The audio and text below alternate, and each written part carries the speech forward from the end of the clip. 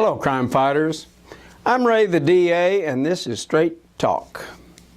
Murder guns should be destroyed, not auctioned off and put right back on our streets. If the Sandy Hook, Connecticut tragedy had occurred in Kentucky, that AR-15 that was used to kill 26 innocent people would be required by Kentucky law to be sent to the Kentucky State Police to be auctioned and put right back on our streets.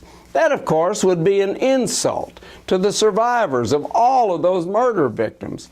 Nevertheless, that's the law in Kentucky. You ask any family member of a murder victim what they think should happen to the gun that was used to murder their loved one, and they will, everyone, say the same thing. I want that gun destroyed. I don't want that gun that murdered my loved one to ever be back on the streets where it can be used to kill someone else. These people aren't anti-gun. They're not gun control zealots. In fact, most are very strong supporters of the Second Amendment, which guarantees citizens' right to own and possess firearms. In fact, the vast majority of them own guns and believe they have a right to use them to defend themselves against the bad guys. To them, this is not a pro or anti-gun issue. This is a victim of crime issue. It's a deeply personal affront to the survivors of a murder victim that the very gun that was used to snuff out the last breath of their loved one would be auctioned off and allowed to be right back on our streets.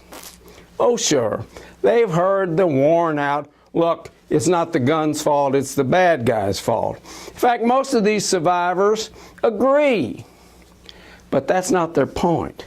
Their point is that guns which have used to murder or shoot a police officer or firefighter shouldn't be sent to the state police to be auctioned off and put back on the streets.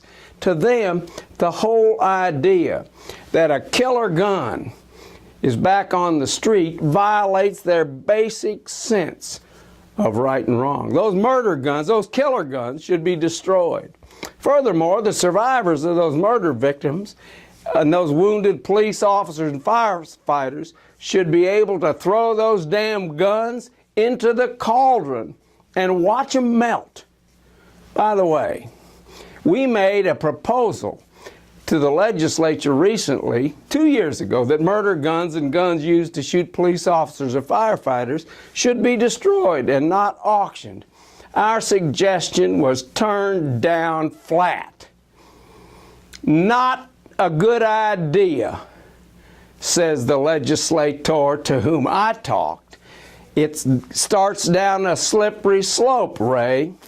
Well, that's baloney. It's time to destroy killer guns and guns that are used to shoot police officers and firefighters.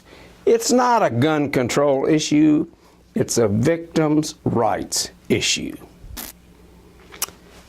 I'm Ray the DA, and this is Straight Talk.